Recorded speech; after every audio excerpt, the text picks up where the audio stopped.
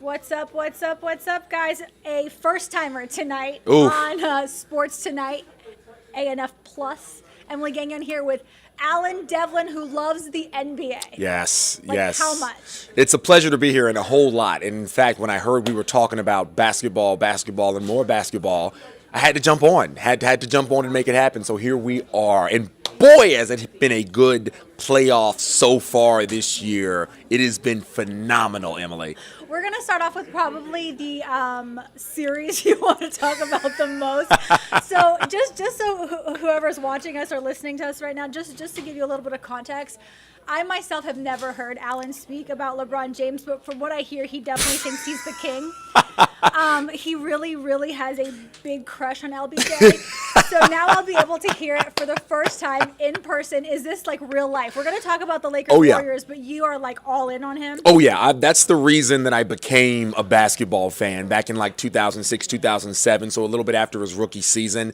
He is the reason I started watching basketball, playing basketball, middle school, high school, not at the college level, but in college, recreational leagues.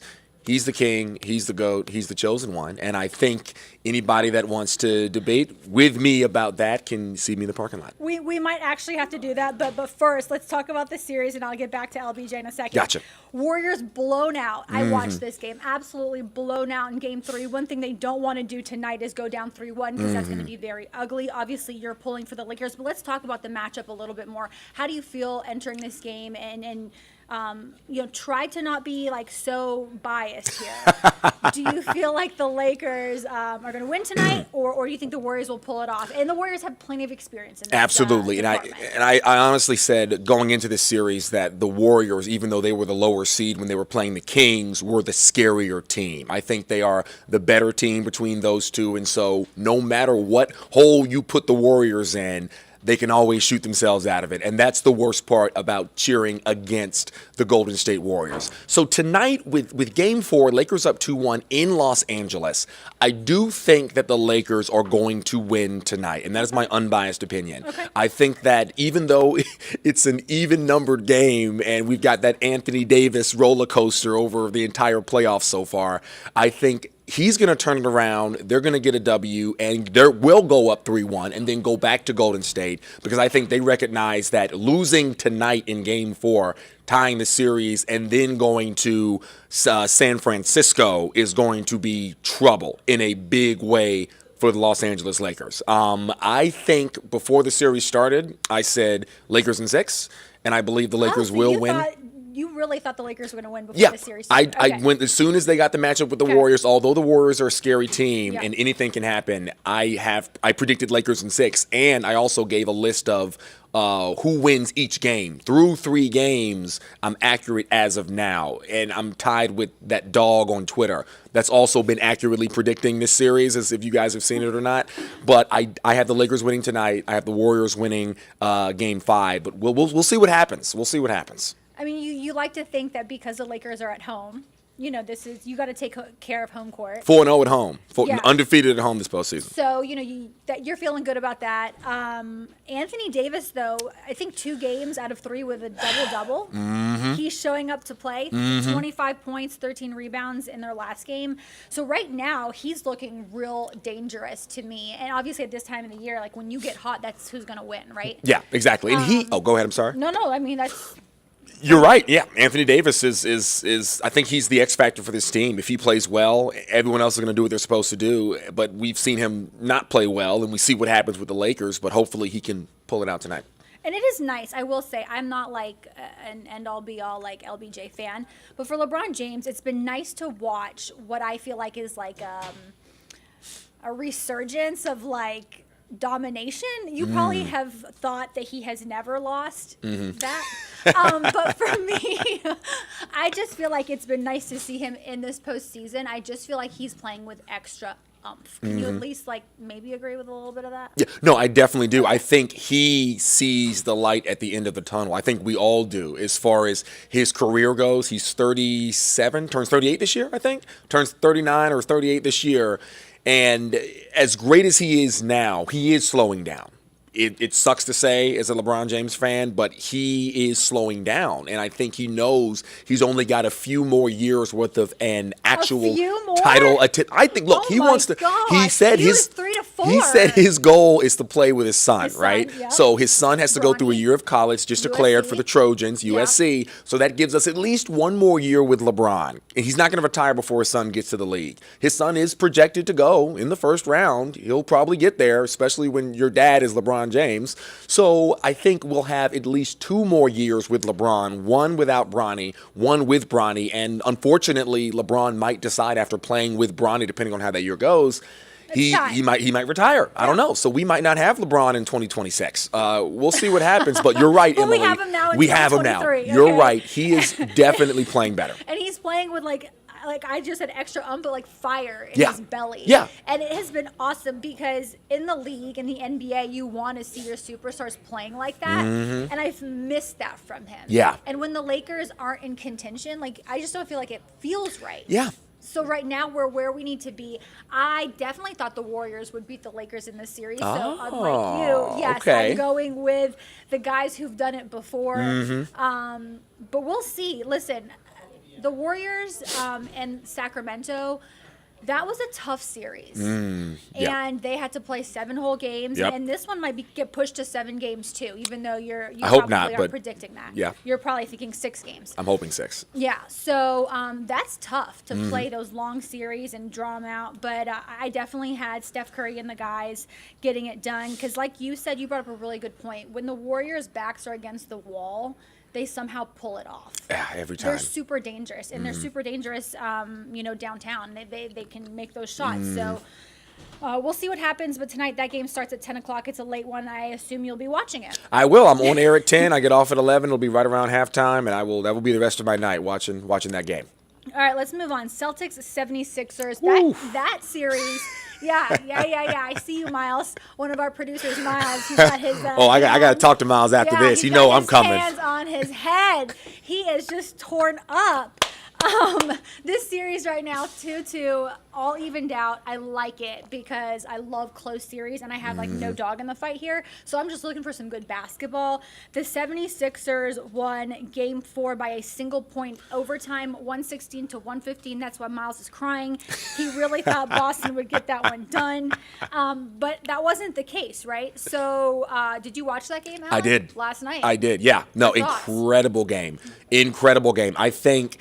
the crazy part is the 76ers had it in the bag. They're up double digits in the fourth quarter.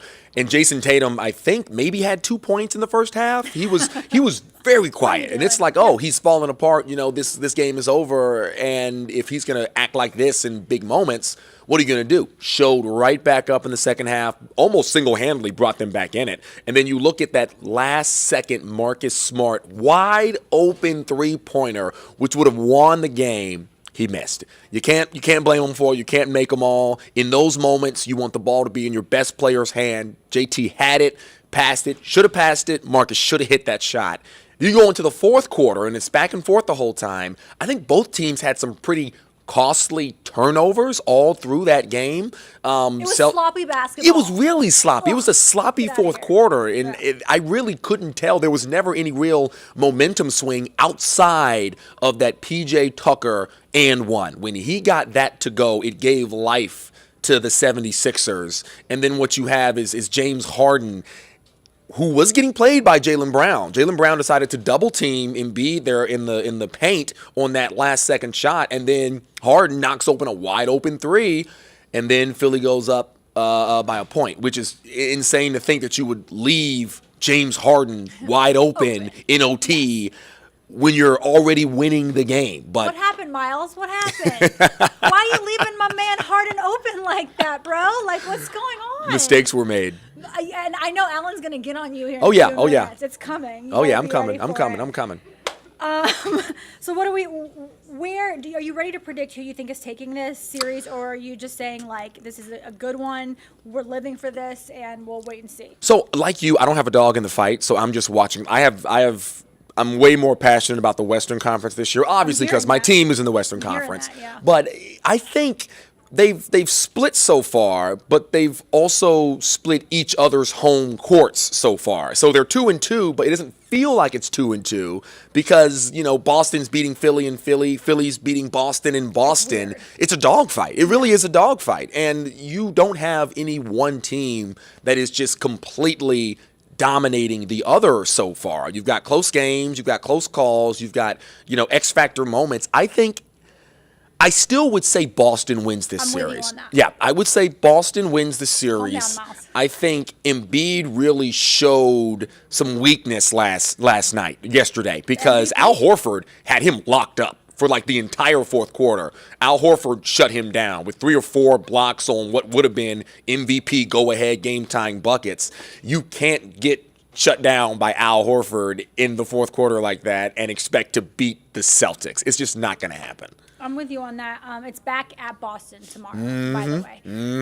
Come on, Boston. Like, what are you doing? I guess this is like my plea to you, Celtics. You guys came here to Atlanta and got it done, beat the Hawks, sent the Hawks packing, yet you're not protecting home court. And that's where you've played so well all season. You're making my man Miles get a headache. And I don't appreciate He's that. sweating. So what needs to happen, Boston, is you need to go home in front of that home court advantage of a fan that you're going to be encountering tomorrow night and get it done. They've had a chip on their shoulder all season, the Celtics have, after what happened last year. This is a championship team. I saw it when they played the Hawks. Jason Tatum, Jaylen Brown, you guys are studs together. Like, what are we doing, okay? So, yes, it's evened out 2-2, but come on, Boston. Let's do it. Let's do it for your home tomorrow, okay? Yeah, let's sure. do that. All right, let's move on. Nuggets and Suns. Woo! This one also tied, right? Yeah, 2-2 all across the league. This is a good one because I think that Devin Booker, Kevin Durant, they scored 36 points each. Flamethrowers. And it was delicious in that last win. I loved every second of that. Your stars showing up in the biggest moments, and that's what you need. That's what you want. But let's talk about, did you watch that game? I did. Let's talk about the one player who you really didn't know that he was going to do it. who am Go I ahead. thinking of? You're talking about the Suns shooting guard. What's his name, right? Maybe, maybe not? Nikola. Oh, okay, Jokic. Okay, I thought you were talking about, because I was No, thinking but about. he did play a huge role too. Yeah, that's what I'm saying. Yeah, because when you give me one X factor that just kind of did something he wasn't supposed to do, what's his name, had 5 3-pointers, and I'm sitting there like, who is this guy? And meanwhile, everyone else is like, who is this guy? But Jamal Murray? no, it wasn't Jamal Murray. It was on the Suns. It was the Suns shooting guard. Just was incredible. He might have been off the bench, honestly. But gonna have to look that regardless, yeah. But no, Jokic, did Jokic Game things high, playoff career high, 53 points. in a loss. It's crazy. Yeah. I mean. Yeah, no, he went insane. Jamal Murray is one of those players that can catch fire at any moment, but I think the Suns looked scary last night. Like 75% from the field. How do you even, like, if you gave me free throws and just said, Alan, go shoot 75% from the free throw, I couldn't do it. And you have an entire professional basketball team getting defended through 4 quarters, shooting 75, 77% from the field. What was crazy was that they were only up by maybe 5 to 10 points going down the stretch, and then the Nuggets cut it really close, and then the Suns were able to, finish it off in that last couple of possessions there. But yeah, the Suns are looking scary right now. And for that series, I'm going to keep asking you your predictions because I don't know if I'm going to get you back on here, Alan. So I've got to get all your predictions now in case you don't come back or don't make an appearance for like another few months. And then we're talking football next, which I know you don't love. So No, I don't do football. Yeah, let's stick with the hoops. Nuggets, Suns, who do you have in this one? Who's moving on from it? Okay. I think the Suns are coming into themselves in a way that they haven't been able to yet, just because Kevin Durant was a really late add, and you can't really be a pivotal playoff team to move forward and then have your most important piece come in that late and just expect everything to be okay. Before the playoffs started, unbiasedly, I had the Suns coming out of the West. I had the Suns and the Celtics in the finals. Did you really? I really did. I really did. Even though unbiased, I would say. Yeah. What happened to your Lakers? I mean, that's the point. You somewhere. gotta be realistic. I think we didn't know how good the Lakers were because injuries and all this stuff. They weren't a 7 seed. Regardless, I think right now after watching 4 games of Suns Nuggets basketball, they are in Phoenix, so everyone's defending home court. The Nuggets won there too. The Suns won there too. I think teams that go up 2-0 win like 70 or 80% of the time. But that might not apply when Devin Booker and Kevin Durant are on the other side of that equation. I'm going to have to go with the Suns, unfortunately, because I would rather have the Nuggets come out. And that's just, being a biased matchup looking at the Lakers. I think the Suns are going to come out of this one. I think Kevin Durant and Devin Booker are continuing to get better, not as players, but just as teammates, better as teammates, because a lot of the frustration we saw in the first 2 games with maybe some lack of communication or Kevin Durant getting frustrated, he wasn't getting enough touches, that was the thing, and it was happening in real time in front of our eyes. That didn't happen when they got back to Phoenix. I didn't see it at all. So now that they're going back to Denver again for Game 5 here, I don't know who's going to win Game 5, but this one really might go 7, and it really might end up in Phoenix's favor. And let's just talk about it. It's never a series in the playoffs until you win on someone's home court. So, let's make it a series, guys. And Alan, to your point that you mentioned, Phoenix backups outscored the Denver bench 22-20 in Game 3. So close, right? 22-20. But in Game 4, all the difference. The Suns dropped 40 points. They had 40 bench points to Denver's 29. There you go. So there's 11 points right there of difference, and 11 points makes a huge difference. On top of 2 of your starters having 36 apiece. So it's like, points. And I think Kevin Durant and Devin Booker either scored or assisted on 100 of the Suns' points last night. 100 points scored or assisted. I mean, this is what the Suns wanted to see from them. Exactly. And we're finally seeing it. It takes a little bit of time to develop chemistry. But this is what they wanted, and that's what they got. And this could be the game that changes everything. Yeah. Like, you catch fire and you go. That's all that matters at this time of the year in the postseason.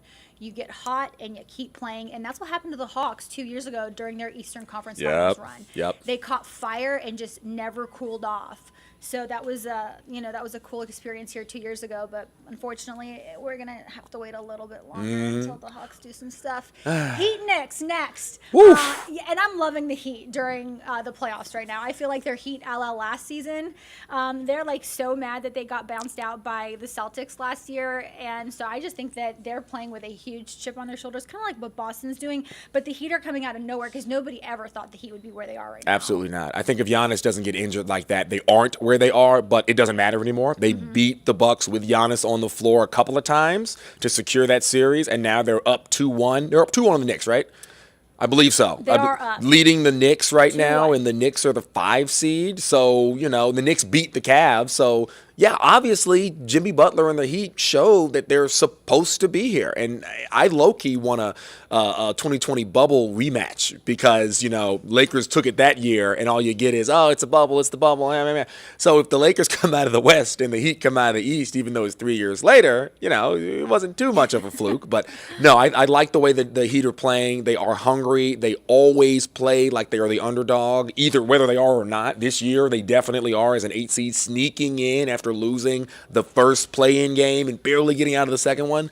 So, yeah, that's a gritty series that's been a lot of fun to watch. And I honestly, you're going to ask me to make a prediction. I can't make a prediction. I really don't know which way it's going to go. Really? I really think the Heat have this. You think the Heat are going to take it? Oh, yeah. Okay. Yeah. Okay, even if the Knicks tie it up 2-2? I just don't the Knicks are just not where it's at in my opinion. They're building back to what they once were years upon years ago, and it's a slow process. Okay. And I'm sure Knicks fans aren't very happy about it. But No. MSG can get pretty. Those fans can get rude. It's a tough city to play in. I'll tell you that for sure. Yes, but I think the Heat right now, they just found their rhythm really late in the season because again, during the regular season, they weren't very consistent. Yeah. But right now they've found they're in a good little spot right now, and they're feeling each other out, and I like the vibe on that team. So that's who I think is going to take this series. Okay. Alan, I know you're not a lover of all sports. I'm not. But what's on your mind today about having anything having to do with sports? Man, I think this is one of those slower periods. We don't really have the Dog days of NFL. summer coming. We don't have, really we've just got baseball, basketball, NASCAR. Wait, what was that? NASCAR's going. What was that fist fight that was on? That's all over the place. Maybe you didn't see it. I saw it somewhere, and I don't know if it was NASCAR or what it was, but there was a nice little fist fight that was making its way around social media after some a little bit of racing there. But I couldn't even tell you this. I don't think anybody in here would even know about NASCAR. Jason, I know you know about NASCAR. You know about that fight that happened over the weekend? Oh, see, there you go. So that. What? Gary. Was that NASCAR? I should have gone to Gary. See, I should have known, our assignment desk manager. You really should have. Just another race. The NASCAR watchers in the newsroom say it's just another race. Whose fault was it? Racing. So he's shouting at us. He's saying, look, man, it happens. It was a sucker punch. But apparently, there was a car crash, and those drivers went at it. They were kind of upset. Outside of basketball, that's the only sports-related thing that made its way to my cell phone over the weekend. That's cool. So what's on my mind really quickly, usually it's football, and it is football today. Rookie minicamp starts Friday for the Falcons. Ooh. It is by far my favorite time, and I know a lot of you are going to think that's weird. Like, why would rookie minicamp be your favorite time to cover the team? Here's why. This is the first time that the best of the best of the best in college ball get together in the NFL, and they're no longer the best of the best of the best. So you have Bijan Robins, who's going to show up, the 8th overall pick, along with the rest of the crew that was drafted or any undrafted guys, and they're going to be running around the field aimlessly, not knowing where to go. It's the best time to be there because you're literally watching guys transition from being the best at their college to almost being the worst on the field because they have no clue what they're doing, and coaches do on purpose to have drills go very fast and for them to just, literally, Alan, it's like go that way, but players are running this way. And it's very, I would say for those players, it's a wake-up call. And then you talk to them and they're like, oh my gosh, the speed of the game is so different. And that is the problem from going from college to the NFL. Whoever can figure that out the fastest, figure out the speed of the game and how to catch up to it, that's who will survive in the NFL. But year one, for most guys, their rookie seasons, they're just trying to figure out how to catch up to the speed of the game because college is so much slower than the NFL. Yeah. So I look forward to Flowery Branch this weekend. I do look forward to seeing Bijan Robinson since, listen, I didn't like the Falcons pick, not him. I think he's a great player. Okay. But I just don't like the fact that they went with a running back in the first round. That's not what they needed, but that's not their philosophy, so it's fine with it. I got to deal with it. But so I look forward to seeing him in person and seeing if he lives up to the hype, okay? Because if you're going to draft a running back in the top 10, he better live up to the hype.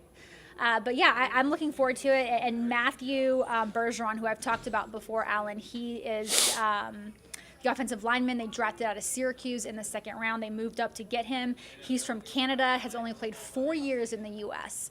So a lot of people have been asking him how he's going to play good American football. And he's like, listen, I've been playing football my whole life. Calm down. American. From Canada to the U.S., we're good on that. Football is football. Football is football. So 4 years at Syracuse, but he said he's been playing over 10 years in his life. So I look forward to that. But I think that's about it. I really, Alan, I appreciate your presence tonight. I did my best. I did my best. This was really, really good. And really quickly, so I'm assuming you're going to say LeBron James is better than Michael Jordan. So, before we go, I'll give you my spiel because I've given it 1,000 times in my lifetime. I think it's very difficult to really determine who is the greatest of all time because there's a bunch of different parameters you can measure players by. I think what I've usually said is that I believe LeBron James is a better basketball player than Michael Jordan, a complete basketball player. But I think Michael Jordan dominated his era more than LeBron James has dominated his era. And, you can't just weigh it on championships because there are a lot of players that have more championships than LeBron James and a few that have more than Michael Jordan. But they're not in the discussion of who's the greatest. You look at finals MVPs, only Michael Jordan and LeBron James have 4 apiece. So obviously they're in whatever tier together. From that on, I think because there is a little bit of the opposite of recency bias, where we're watching LeBron in real time and we're unable to truly appreciate what he's been doing the last literally 20 years, because we always talk about, oh, Michael got 6 rings, 6 championships, no losses in the finals, but what about he played 15 seasons? What about the other 9 seasons when he was losing in the first round or losing in the second round or not making the finals or whatever it was? We don't count those against Jordan, but we count LeBron James' dominance of the Eastern Conference for 8 years straight against him. So it's a give and take. I think LeBron's a better basketball player. Michael Jordan dominated his era more. If you put LeBron James in the 90s, LeBron's looking a lot different. You put him in the 80s, he's looking a lot different as far as his ability to dominate what that game was back then. I appreciate how LeBron has handled himself off the court. I mean, because it is 2 different eras as well. If we're just talking about from a completely different perspective, in my opinion, like you would have never known what Michael Jordan would have been like during a social media era. Exactly. And for LeBron James, there's not much you can say off of the court that's like bad about him. Absolutely not. Because he handles himself so well off the court. And that is what I find most impressive, given the fact that he came out straight out of high school. Yeah. And he has like no dirt on him whatsoever. That to me says a lot more about him as a person than a player. So I will root for him forever. And I'm not even talking about basketball. I'm talking about in life. Yeah. Because I can appreciate an athlete who makes that much money and who sticks with his high school girlfriend and who's now his wife. I mean, that's just, you obviously have to like each other to do that. Yeah. Yeah. But, it is so impressive to see the loyalty that he has shown and the fact that he has never had real dirt come out on him in an era where all of us. It's so easy. So easy. It's so easy. In the world of the digital age, any mistake you make is forever imprinted online, and you've got a loving husband, father, son who continues to just be a genuine family man. So anytime, you're right, Emily, anytime anybody says anything negative about LeBron James, it is always about basketball, and there is nothing else you could come at him about. Not at all. All right, Alan Devlin, you are welcome back on this show anytime. It was an absolute pleasure. We need you to get studied up on NASCAR, football, all of these other topics so we can have you on more often because this was a true joy. Thank you so much for your time, guys. Emily Gagnon, Alan Devlin, any last words? Go Lakers. That's all I've got for you. All right, thanks for watching Sports Tonight, guys.